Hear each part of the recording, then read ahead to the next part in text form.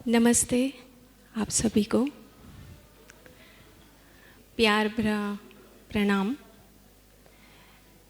हम आंखें बंद करेंगे, चश्मा उतार लीजिए और अपने गुरु के चरणों में नमन करिए, क्योंकि हमारा टॉपिक है भाव, प्रेम, विशुद्ध प्रेम। तो अपने ही भाव शरीर से आंखें बंद कर लीजिए। आंखें नहीं खुलेंगी अब 2 मिनट के लिए। अपने आप को स्थिर करते हुए गुरु के चरणों में हम नमन कर रहे हैं। गुरु के चरणों में शत शत नमन। गुरु के चरणों में शत शत नमन। पत्री सर, विज्ञानाचार्य जी, स्वर्णमाला पत्री मैम, अनेकों गुरु, अनेकों मास्टर्स, उनके चरणों में हम शत शत नमन कर रहे हैं अपने भाव शरीर से। देखिए अपने अंदर कि ये परिवर्तन आपके भाव शरीर से उनके चरणों तक किस प्रकार से आप प्रेम से अपना मस्तक भाव शरीर से टेक कर उनको अपना विशुद्ध प्रेम उनको दे रहे हैं कि मैं आपके चरणों में नमन करता हूँ, शत शत नमन करता हूँ, कोटि कोटि नमन करता हूँ। कोटि कोटि नमन हम अपने गुरु के चरणों में कर रहे हैं। अनेकों गुरु, अनेकों मास्टर्स, अनेकों एस्ट्रल मास्टर्स, ये भक्ति मार्ग है जिसमें हम अपने गुरु के चरणों में नमन कर रहे हैं। सांस की गति को पहचानिए, हृदय की धड़कन को पहचानिए कि जब मैं नमन कर रहा हूँ,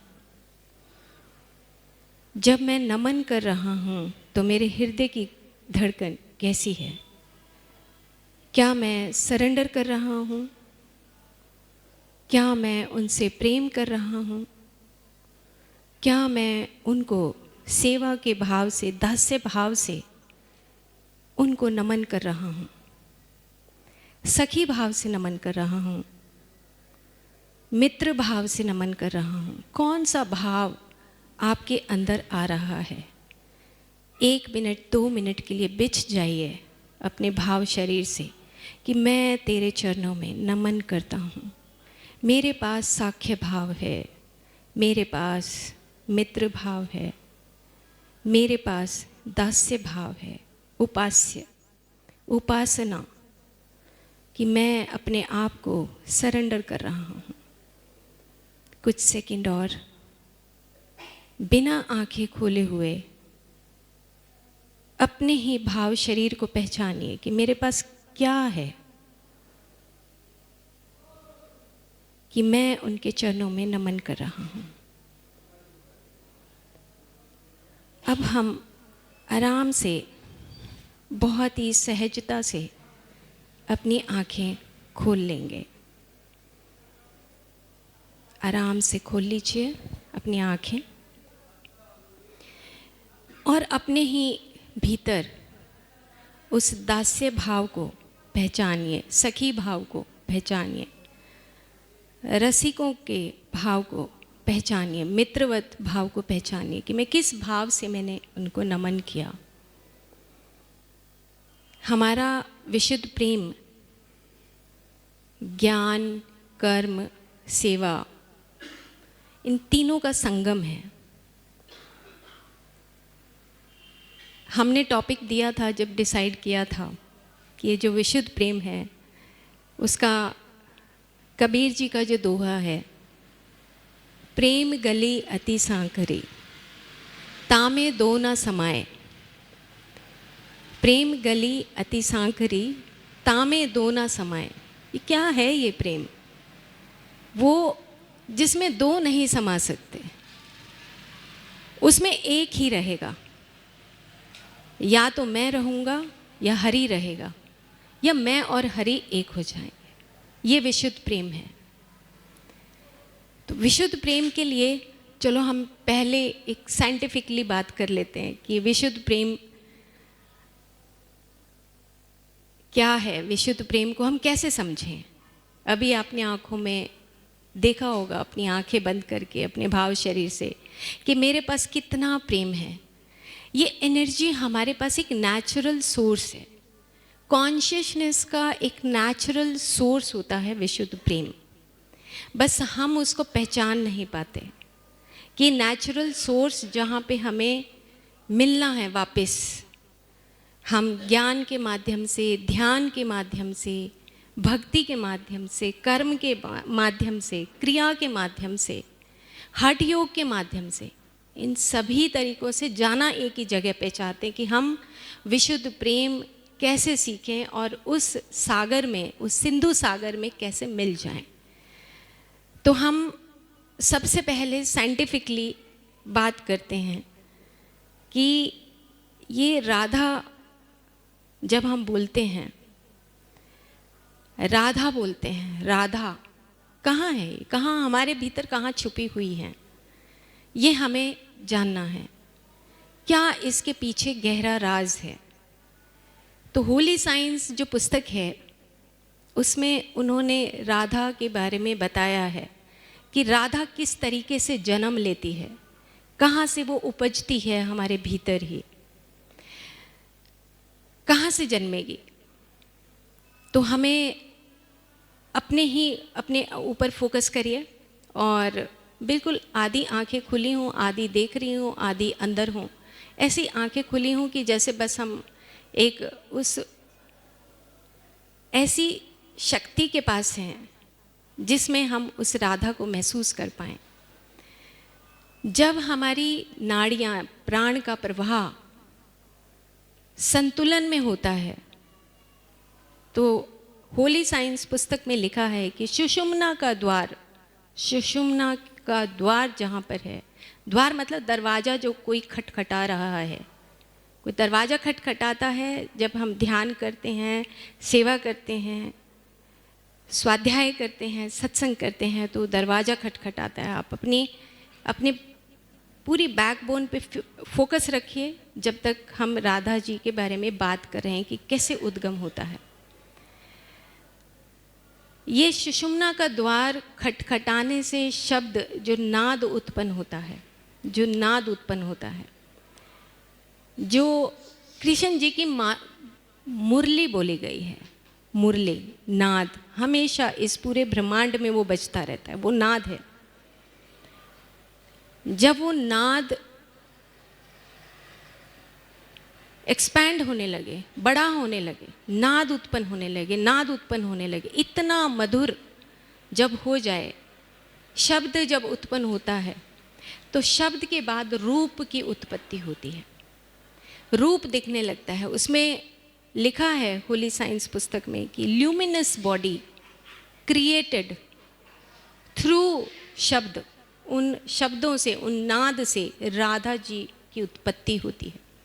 राधा मतलब ऐसी आह्लादनी शक्ति, आह्लाद, एक्सटेसी ऑफ कृष्णा, कि वो आह्लादनी शक्ति जो हमेशा बरकरार रहती है और पूरी प्रकृति को जो सृजन करती है, ऐसी शक्ति का नाम है राधा।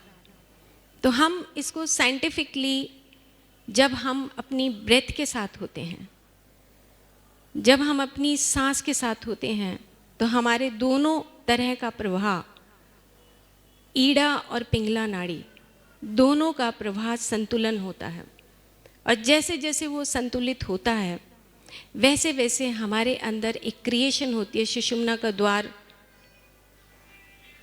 आने लगता है, खुलने लगता है।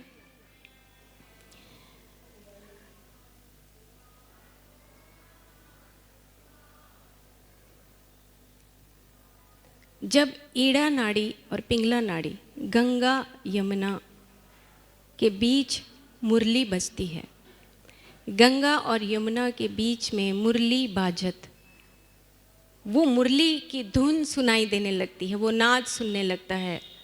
उसको ओम आमीन किसी भी तरीके से अगर हम सुनते हैं तो हमें खुद में पता लगेगा कि वो कौन सा नाद है।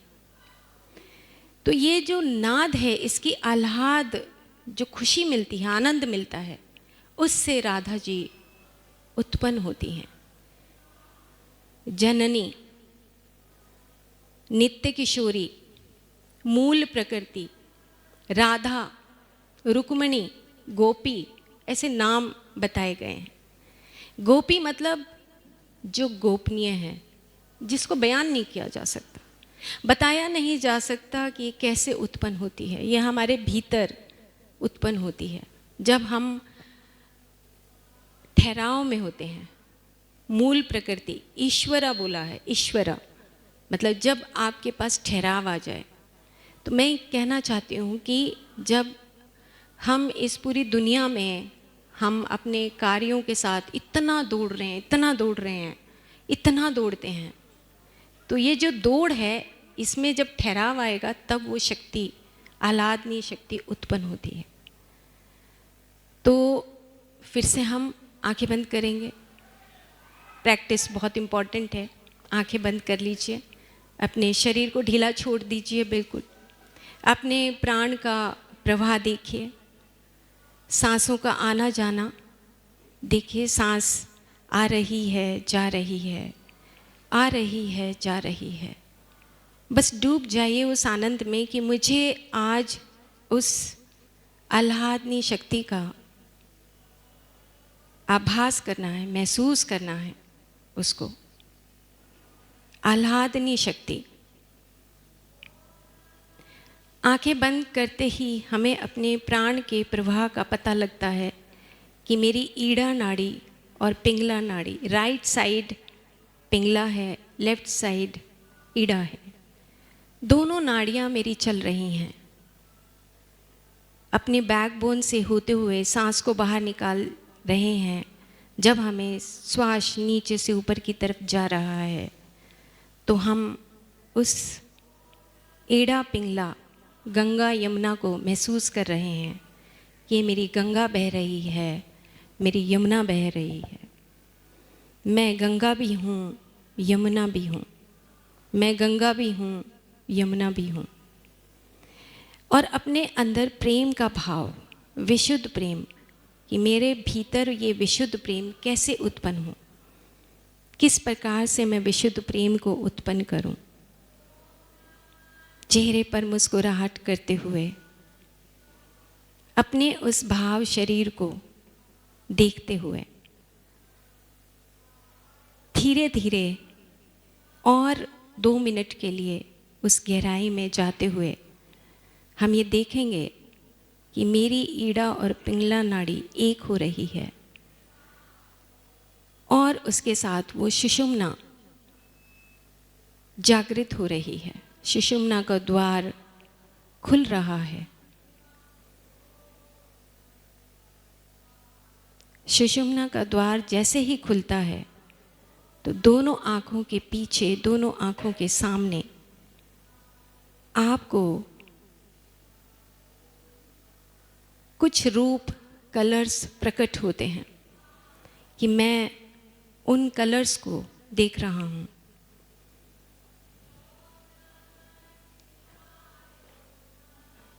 भीतर ही भीतर सांसों के चलते हुए हमें उस ईड़ा नाड़ी और पिंगला नाड़ी को महसूस करते हुए उस सुषुम्ना के द्वार तक पहुंचना है। ये सुषुम्ना का द्वार है जहाँ पर हम शून्य की अवस्था में चले जाते हैं।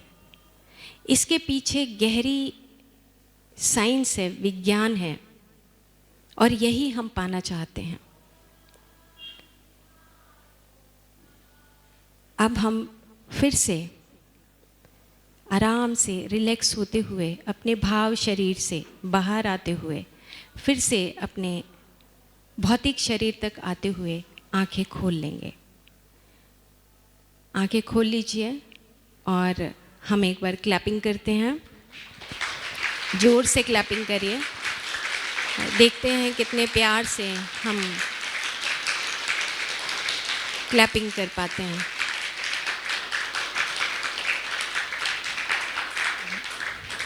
एक्चुअली जो विशुद्ध प्रेम है ये एक प्रैक्टिकल बात है कि हमें वो एक अभ्यास के तौर पे अपने अंदर उसको जागृत करना पड़ेगा। जैसे अभी जब नीता मैम बोल रही थी कि हमारे अंदर, हर किसी के अंदर कमियां हैं और हमें उनको सुधार करना है। तो जैसे अगर कोई हमें प्यार से नहीं बोलता, कोई हमें प्यार से नहीं बोलता, अपनी वीकनेस को पहचानना है। अगर हम विशुद्ध प्रेम के उस रास्ते तक, उस वहाँ तक पहुँचना चाहते हैं तो हमें अपनी उस फिज़िकल बॉडी को पहचानना पड़ेगा कि मेरा फिज़िकल बॉडी, मेरा वाइटल बॉडी यानी कि प्राण शरीर, मेरा मेंटल बॉडी, मेरा मन शरीर कैसा है। अगर हमारे से कोई प्यार से नहीं बोलता है तो फ्रिक्शन ऑफ सेकंड में हमारा चेहरा उदास हो जाता है, और जैसे ही हमारा चेहरा उदास होता है उसके प्रति एक भावना जागृत होती है। साइंस की बात हो रही है, एक भावना जागृत होती है कि मुझे तो इससे बात नहीं करना। हमारा जो नर्वस सिस्टम है वो इतना कमज़ोर है कि एक छोटी सी बात से हम इतने प्रभावित होते हैं कि हम नाराज हो जाते हैं। तो हमारा नर्वस सिस्टम तो इतना वीक है। अभी तो हम मन की बात ही नहीं करा है, प्राण की भी बात नहीं की है, विज्ञान में कोश की भी बात नहीं की, अभी तो आनंद में कोश कहाँ है उसकी भी बात नहीं की। थोड़ा सा कोई ना बात करे, थोड़ा सा कोई अलग हो जाए, थोड़ी सी भी अगर इस तरह का द्वेष उत्पन्न हो जाए, राग उत्पन्न हो जाए, तो हम नाराज हो जाते हैं और हमारा नर्वस सिस्टम ब्रेक डाउन हो जाता है। हम डिप्रेशन में चले जाते हैं, स्ट्रेस में चले जाते हैं, डिप्रेशन में चले जाते हैं, मांसपेशियों का दर्द शुरू हो जाता है, फिजिकल बॉडी के ऊपर आ जाता है, मस्कुलर सिस्टम पूरा खराब हो जाता है। इतने कमज़ोर हैं हम। अगर किसी ने कुछ कह दिया तो हमारा हार्ट सर्कुलेशन, हमारा सर्कुलेटरी सिस्टम ब्रेक डाउन हो जाएगा। इतना गुस्सा आएगा, इतना गुस्सा आएगा कि हम कंट्रोल नहीं कर पाते, बीपी की गोलियां खानी शुरू कर देते। फ्रिक्शन ऑफ सेकंड में हमारे अंदर कितने परिवर्तन होते हैं। और अभी तो फिजिकल बॉडी की बात हो रही है, प्राण तो बहुत दूर है। प्राण और मनस, उच्च मनस, आनंद, ये तो बहुत दूर की बात, बहुत दूर है। तो सबसे पहले हमें विशुद्ध प्रेम सीखने के लिए अपने उन आसनों को, उस प्राणायाम को, उस सेवा भाव को जागृत करना पड़ेगा। खड़े हों और गाय की सेवा करें। देखें तो सही कि हमारे हाथ में कितना प्यार है। अब इसी को मैं कनेक्ट कर रही हूँ, मुझे फिर से गाय की बात याद करनी है। जब हम आंख बंद करके ईड़ा और पिंगला को जोड़ लेते हैं, ये प्रैक्टिकल बात है सारी। जब जोड़ लेते हैं तो सुषुम्ना जागृत होती है। सुषुम्ना द्वार खोलती है, नोक डाउन करती है कि खोलो द्वार, अब मैं बैलेंस हूँ, अब मैं संतुलित हूँ, खोलो द्वार। खोलो द्वार खुलने से उस शब्द से रूप प्रकट होता है। और ये रोज का अभ्यास करना पड़ेगा विशुद्ध प्रेम सीखने के लिए, रोज का अभ्यास। क्यों? जो ये हमारी 10 इंद्रियां हैं ये बहुत डेंजरस हैं। ज्ञान इंद्रियां और कर्म इंद्रियां, ये तभी हमारे कंट्रोल में आती हैं जब हमारे पास सेवा का भाव, ज्ञान का भाव जागृत होता है। रीज़न बीइंग कि विशुद्ध प्रेम में गोपियों का वर्णन बहुत आता है। गोपियाँ, गोपाल वर्णन आता है ना, हम सब जानते हैं कि वृंदावन है, हित संधि है, रसिकों का संग है, गोपियाँ हैं, राधा है, कृष्ण है। तो गोपियाँ कौन है? साइंटिफिकली अगर हम देखें तो ये गोपियाँ हमारी इंद्रियाँ हैं। प्यार से हाथ इंद्रिय, हाथ कर्म इंद्रिय। कितना प्यार से हम किसी को बांटते हैं, कितने प्यार से हम किसी को कोई चीज़ देते हैं, क्या क्या काम है इसका? गोपियाँ हित संधि, हित संधि का मतलब किसी को अगर हम प्यार से कोई चीज़ देते हैं तो क्या उसके अंदर मेरा भाव शरीर उत्पन्न हो रहा है, नहीं हो रहा है, या मैं फिजिकली एक मशीन की भांति उसको दे रहा हूँ?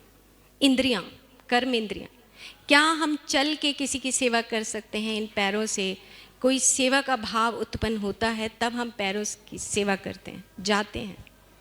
इंद्रियाँ हमारी, कर्म इंद्रियाँ, हमारी वाणी में मधुरता अपने आप आने लगती है। जब सुषुम्ना का द्वार खुलता है, राधा उत्पन्न होती हैं। वो एक्सटेसी ऑफ लव, एक्सटेसी जब उत्पन्न होता है तो आपके अंदर से वो प्यार जागृत होने लगता है। आप खड़े होकर चल पड़ते हैं, चलो मैं इसकी सेवा कर देता हूँ, चलो मैं इससे प्यार करता हूँ, चलो मैं खाना बना देता हूँ। ये हमारी इंद्रियों को ऊपर से जो बरस रहा है वो इंद्रियों के अंदर वो कन्वर्जन आने लगता है। हमारी आँखों का जिस स्वरूप को हम देख रहे होते हैं, जिसके प्रति ईर्ष्या होती है, वो ईर्ष्या का भाव खत्म हो जाता है। ज्ञान इंद्रियां, ईर्ष्या का भाव खत्म होने लगता है। लेकिन ये प्रैक्टिस है। जब तक हम ध्यान में बैठ के, वो साधना में बैठ के, ज्ञान के साथ, कर्म के साथ हम वो साधना और सेवा नहीं करते, इन इंद्रियों के ऊपर लगाम नहीं आ सकती। मॉर्निंग में ध्यान किया, शाम को ध्यान किया, दिन भर अगर हम काम नहीं करेंगे तो हमारी कर्म इंद्रियां, हमारी ज्ञान इंद्रियां हमारे ऊपर हावी हो जाएंगी। तो ये गोपियां कौन हुई, गोपाल कौन हुआ कि हम अपनी इंद्रियों को उस साधना के माध्यम से, हम अपने भीतर ये जो बॉडी है, जो फिजिकल बॉडी है, इस फिजिकल बॉडी का इस्तेमाल करना सीखते हैं विशुद्ध प्रेम से। अभी मेडिटेशन हो गया, 5 साल हो गए, 10 साल हो गए, पर हमारे अंदर परिवर्तन क्या है? क्या हम किसी को उठ के सेवा कर सकते हैं? क्या हम किसी को उठ के, जो हमारे यहाँ पर जो, जैसे मैम ने बताया, नीता मैम ने, कि ये जो पिरामिड है, ये पिरामिड ध्यान के साथ साथ जप का संगम है, सेवा का संगम है। रीज़न बीइंग कि यहाँ पे हमें वो सारी चीज़ें सीखनी है कि जिससे हम अपने आप को संपूर्ण कहें, संपूर्णता सीखें। कि मेडिटेशन अकेला, मेरा अपना पर्सनल व्यू है कि मेडिटेशन अकेला सक्सेस नहीं कर सकता जब तक कि हम उस ज्ञान के साथ, ध्यान के साथ उस कर्म को नहीं जोड़ेंगे। अगर कर्म और सेवा साथ में है, चलो हम गायों की सेवा करके आते हैं, चलो देख के आते हैं चारा डला है नहीं डला है, चलो देख के आते हैं यहाँ पे ये कागज़ गिरा है, हम उठा के इसको डस्टबिन में डालें या नहीं डालें, चलो बर्तन साफ करने के लिए नहीं है तो चलो हम कर देते हैं सेवा। ये हाथ पैर हमारे उस, ये गोपियाँ हैं, गोपियाँ, हित संधि बोला गया है। श्री हितध्रुवदास जी की पुस्तक में लिखा है कि हित संधि, हित संधि का मतलब अगर मैं किसी को कोई चीज़ दे रहा हूँ तो वो संधि है, वो जोड़ है, भोग्य और भोक्ता का जोड़ है। जब आप स्टेबल होकर किसी से प्रेम करते हैं, उस प्रेम भाव से किसी को देते हैं, बहुत गहरा है विशुद्ध प्रेम। अभी तो शुरुआत है, ये अंदर जो एक्सपीरियंस जितना हो रहा है उतना ही बोला जा रहा है। अभी तो बहुत कुछ सीखना है विशुद्ध प्रेम के बारे में, क्योंकि विशुद्ध प्रेम ऐसा प्रेम्य तत्व है, प्रेम्य तत्व ऐसा एलिमेंट है जो हमें चाहिए और हमारे सबके अंदर है। वो हमारे सबके अंदर है, छुपा हुआ है, ऐसी एनर्जी है। आप देखो किसी से प्यार से बोलो, भाग भाग के काम करते हैं। एक बार प्यार से बोलो, प्लीज़ आप ऐसा कर दो, हाँ हाँ ठीक है, सब चीज़ें भूल जाते हैं। क्यों? क्योंकि तन मन और प्राण तीनों से कुर्बान होना पड़ता है विशुद्ध प्रेम के लिए। तन मन प्राण तीनों कुर्बानी देनी पड़ती है उसकी विशुद्ध प्रेम के लिए। इतना सरल नहीं है, वो सहज उत्पन्न होता है। उसमें लिखा है कि ये अंतिम मोड़ है, अंतिम आखिरी, जब हम उस ज्ञान से ऊपर उठते हैं, उस कर्म से ऊपर उठते हैं, तब ये अंतिम मोड़ पर तुम प्रेम कंद में एंटर करते हो। प्रेम कंद, प्रेम की कली खिलने लगती है, प्रेम की कली खिलती है। कंद, ज्ञान कंद, कर्म कंद। कंद मतलब कि वो एक कली है, वो फूल बनती है। लेकिन ये सब चीज़ें प्रैक्टिकल चाहिए, प्रैक्टिकल चाहिए। हर किसी से हमारी वाणी में, ये कर्म इंद्रियों में किस तरीके से बदलाव आए, मैं कितना प्यारा बोल सकूं। किसी के साथ ईर्ष्या है तो क्या हम बोल सकते हैं? अगर राग है तो क्या हम बोल सकते हैं? क्या इन दोनों चीज़ों को जब हम ख़त्म कर देते तब वो शक्ति सहज उत्पन्न होती है, विशुद्ध प्रेम सहज उत्पन्न होता है, और बिना राधा जी की कृपा के वो उत्पन्न नहीं होता। तो अब राधा देखो, अभी प्रैक्टिस हम साइंटिफिकली जो अंदर से आपका आह्लाद उत्पन्न होता है, यस मैं कुछ भी नहीं हूँ, मैं कुछ भी नहीं हूँ। जब आप उस शून्य और महाशून्य से ऊपर उठ जाते हैं तब आह्लादनी शक्ति पैदा होती है। तब आह्लादनी शक्ति इस पूरे ब्रह्मांड को जो सजो रही है वो आह्लादनी शक्ति है। बिना प्रेम के जन्म, एक बीज का जन्म नहीं हो सकता। बिना प्रेम के, इस प्रकृति प्रेम के इस बीज का जन्म नहीं हो सकता। और हम तो कई बार एग्जाम्पल देते हैं नीता मैम की ज्ञान भारत में कि एक पत्ता तोड़ा और इसको दोबारा से लगा के दिखाओ, आप इसका डिज़ाइन करके दिखाओ। ये पत्ता जो हमने जो सजोया गया है, उसका जो स्वरूप है, वो स्वरूप हम कभी बना नहीं सकते। कितनी बड़ी साइंस आ जाए, कितने बड़े साइंटिस्ट आ जाए, उस पत्ते को बनाया नहीं जा सकता, जोड़ा नहीं जा सकता। क्यों? क्योंकि वो आह्लादनी शक्ति जो प्रकृति की है वो इस पूरे ब्रह्मांड को संवारे हुए है। हम तो उसको खराब करने में लगे। हम खराब क्यों, कैसे कर रहे हैं? किसी के साथ बुरा बोल के, अपनी ही कर्म इंद्रियों का इस्तेमाल गलत करके, ज्ञान इंद्रियों का इस्तेमाल गलत करके हम ये सब उस ब्रह्मांड की उस एक्सपेंशन ऑफ कॉन्शियसनेस को डिस्टर्ब कर रहे हैं। तो कहाँ से वो प्रेम उत्पन्न होगा? प्रेम उत्पन्न होने के लिए हमें वो ठहराव चाहिए। ईश्वरी, ईश्वरी बोला है, बहुत गहरे शब्द हैं, इसको पता नहीं कितना टाइम लगेगा समझने में। ईश्वरी मतलब आपका चित्त, आप शून्य की स्थिति में दूसरों के साथ बिहेव करते हो। राधा रानी जी के चरणों में कोई चला जाए, कैसा भी चला जाए, वो कहते कि अनन्या भक्ति होनी चाहिए। अनन्या भक्ति कि बस तुम समर्पित हो चुके हो, तन मन प्राण से तुम समर्पित हो, तो तुम्हारी बुराइयां जो दोष हैं वो मिट जाएंगे, खत्म हो जाएंगे। लेकिन उसके लिए फिर से वही बात है कि हमें वो अभ्यास करना पड़ेगा। हर मोमेंट हमें ये ध्यान रखना पड़ेगा कि अगर हम सच में, क्योंकि विशुद्ध प्रेम अट्रैक्ट करता है। अगर हम बोलते हैं विशुद्ध प्रेम तो अट्रैक्शन होती है कि यार ये कैसे सीखेंगे, कैसे सीखें। जैसे कल भी बता रहे थे, जब शुरुआत हुई श्री ध्रुवदास जी की, तो ऐसे लगा कि क्या प्रैक्टिस करें, कैसे करें, कैसे सीखा जाएगा, प्रेम कैसे सीखें। किसी को दूसरे को देख, सबसे पहले हम भगवान के पास ही जाते हैं। अब भगवान के पास तो आंख बंद करके बैठ के हम ये कहते हैं, भगवान मुझे शक्ति देना, हे भगवान मुझे आत्मा से परमात्मा में मिला दे। हम तो अपने लिए मांग रहे हैं। विशुद्ध प्रेम में कोई जगह नहीं है, अपने लिए कोई जगह नहीं है, अपने लिए कोई जगह नहीं है, कुर्बानी है।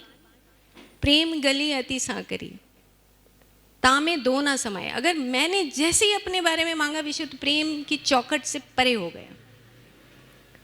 श्री ध्रुवदास जी के में लिखा है कि जो मोक्ष है वो इस चौखट से परे जा नहीं सकता, और हम तो मोक्ष की कामना करते हैं। इस चौखट से परे सिर्फ प्रेम सिंधु है, उसी में हमें अर्पण करना है अपने आप को। और अर्पण करने के लिए भी पहले चाय पिएंगे। मैं तो अपना ही बता रही हूँ कि मुझे लगता है पहले उठ के चाय पियो, उसके बाद ही भगवान के पास जाओ। तो ये भी शक्ति ऐसे अच्छा नहीं लगता, लेकिन अभी बहुत कमियाँ हैं, बहुत कमी है। मुझे अंदर से लगता है खुद में कि बदलाव कैसे होगा।